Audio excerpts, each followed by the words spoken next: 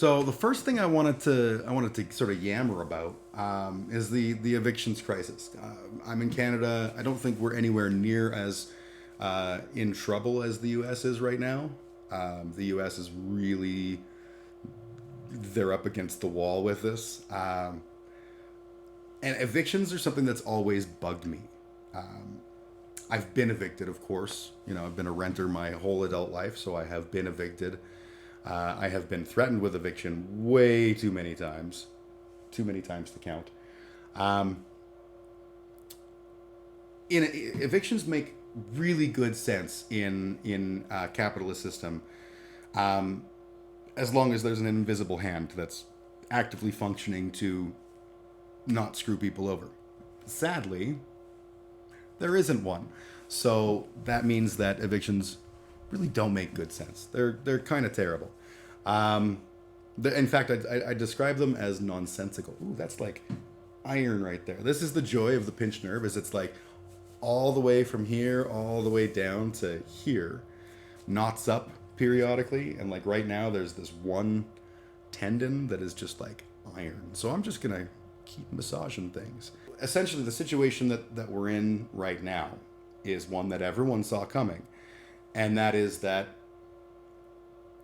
the eviction crisis thing, with the pandemic starting, a lot of people were either unable to work, and in some cases lost jobs or lost substantial amounts of hours, or had to work in some different fashion. I was very lucky to be able to work in a different fashion. I've been working from home, which is part of the reason I think I have a pinched nerve, because I've been huddled over a crappy chair for far too long, and my body screams in agony a little bit all the time ish. So that's less than perfect. But for those in Canada that lost their job or had reduction in wages as a result, we had programs like CERB that stepped in to ensure that people were not screwed and were taken care of. Those are entirely filthy socialism programs, and I live for that shit. I love that when the capitalist system fails, socialism is just like, we got you. We'll get you through this. We'll keep your economy alive. Don't worry about that. And it totally did. So essentially in the US, they didn't so much have CERB. They had like increases to EI or unemployment insurance, whatever they call it down there, which is good, but it wasn't, I don't think, even remotely the same. And a lot of people just, sort of lived on their savings and all that kind of stuff.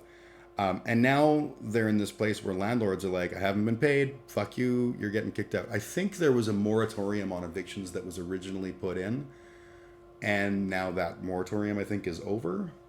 So they're kicking people out. This is really dumb. First and foremost, let me just say it as a socialist. What are our basic human needs? Food, clothing, shelter, sex. Now, sex is the one the government can't give you, unless the government's real fucking hot. But food, clothing, and shelter, those should be, if they are needs, they should be rights. I don't mean everyone should eat for free or everyone should live for free or anything like that. I just mean that there should not be a scenario where people cannot have one of those things. If your system of government cannot make people have their basic needs met, then you're failing. That's all there is to it. If we're kicking hundreds and hundreds of thousands, or whatever the number is, of people out of their homes, who's moving in? This is one of the huge problems I have with this. Like, all these landlords are really like short-sighted. They're like, yeah, I'm gonna kick that bum out and finally get someone in to pay my rent. Well, if we got a whole bunch of people who are on the street because they haven't been able to pay their rent, who the fuck is moving in? I'll give you a hint. The answer is goddamn nobody. This is like literally going to kill people, and it's going to create so many problems, and not just problems for the people who are on the street, but like landlords are not going to be able to rent their places out. Banks are not going to be getting their money, and right now in the States particularly, but I think also in Canada and in a bunch of places, one of the challenges that we're facing is that a lot of properties are getting bought up by hedge funds and things like that, because they all say, oh, land isn't, they're not making any more land, it becomes a more valuable resource. Like, I live in an utter shithole. An utter shithole.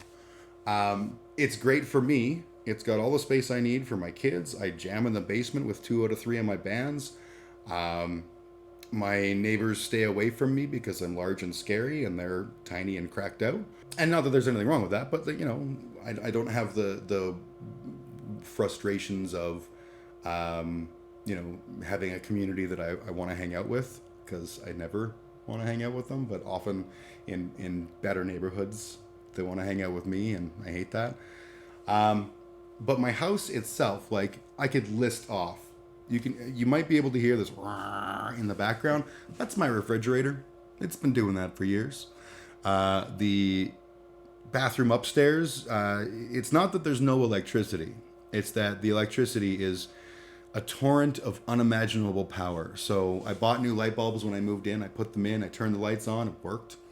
The next day, they blew up. And I was like, well, I'm not going to do that. That seems a bad investment to have new light bulbs every day. There's so much more. The shower upstairs doesn't get enough pressure to actually be a shower. My bedroom is always cold. My youngest son's bedroom is always hot. My son in the basement is always freezing. It literally, there's like, in the entire upstairs, there's like 2 grounded outlets. On and on and on and on. So this is a terrible house. And I pay nothing for rent, which is fantastic. I pay remarkably little money for rent. Fact is, this place, I looked up the property assessment, and it's over $500,000. It's almost $600,000.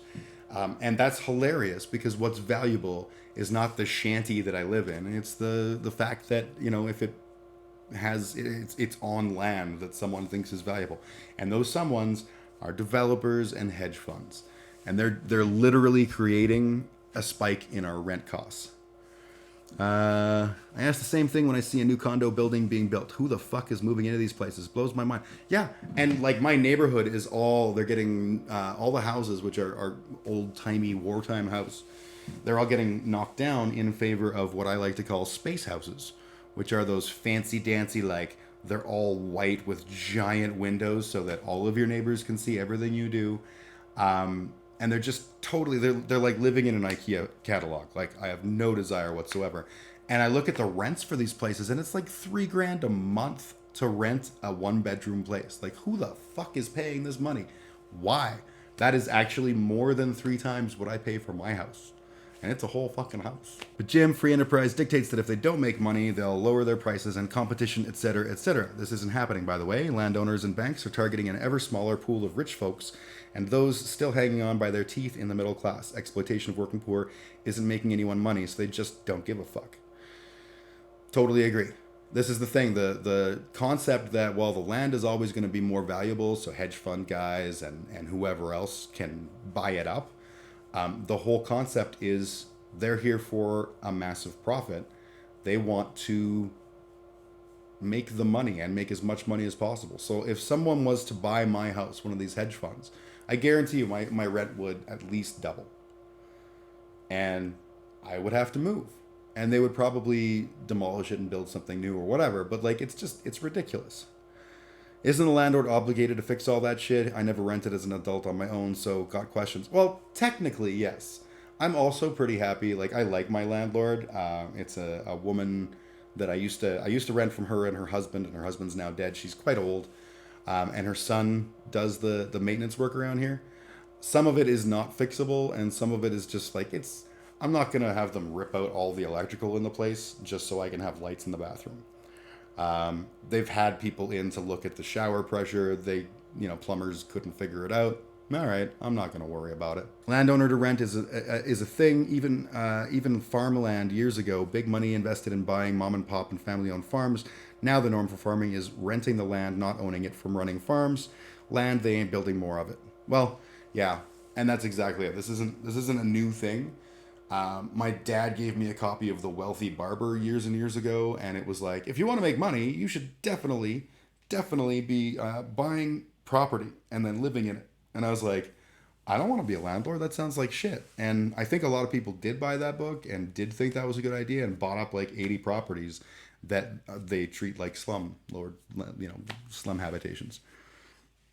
Who owns it? Will this be like the Queen and the Vatican and they own and can do what they like? Now corporations the same, rights by birthright, if you will.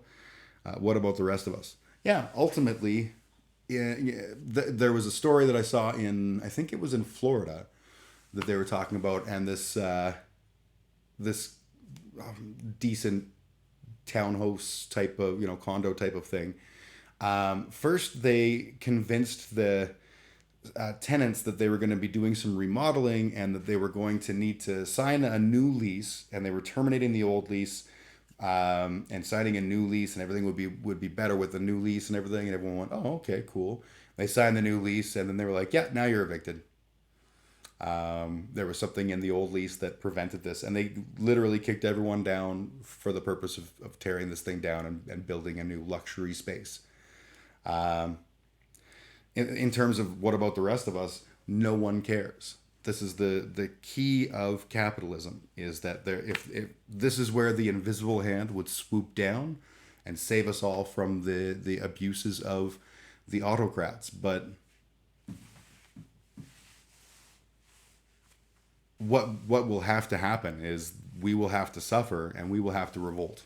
I hate to say, that sounds ridiculous, but we have no other power here. We have no other power. Squatting is going to be a thing that a lot of people are doing. That Barber book is my cousin's Bible. Shakes my head. Haha. Yeah, totally. Like, I read the book, and the whole way through I was like, this describes a person I do not want to be. You can speak truth to power, but power doesn't care. And if power doesn't care, then so what? Beyond words is needed. Exactly, right? It's one thing to say, hey, listen, rich, wealthy, powerful people, we're hurting. Can you, stop fucking us over? And they'll go, oh, yeah, no, that doesn't feel like a thing I would do. That was my eldest child bumming a cigarette from his dad. And that's the oldest man. The oldest man? You wish. I know you have a father. I'm a little bit older than you too, kiddo. Maybe not emotionally. But yeah, so this situation that we're in, essentially, rents have become impossibly high. This huge number of people across the United States, and to some degree in Canada, are going to be losing their houses. Those houses will stay empty because the landlords don't want to rent to someone who just got evicted for non-payment of rent. So those houses are going to be empty, and the landlords are going to be defaulting on their spaces because they're clueless on how to deal with this, and banks aren't going to give them a break. So this is calamitous. It is absolutely calamitous. It could have been addressed. It still can be addressed, but no one's really doing anything, especially in the US, where any kind of decent move towards helping other people is greeted with rage and rancor and prevented from happening, not just by the right, but by guys like Manchin. Fucking tool. So, the problem isn't bad tenants. It isn't even really bad landlords. Although, obviously, they're exacerbating the problem. The problem is like a system that just has uncaring built into the core of it, right? This concept that we should pull ourselves up by our bootstraps. Well, eventually we're out of bootstrap, right? A large number of people have been through way too fucking much in the last few years to be able to deal with any of this shit. What are they supposed to do? Really, there's not much they can do. There's not much many opportunities they have to make this work for them. So it's a trying and scary time. And ultimately the answer is government has to do something. That's always weird for me to say as a libertarian socialist. I do not believe in an authoritarian government, but you work with the system you live in, and this is the system we're in right now. So we work within it. We have to, because there's no other options.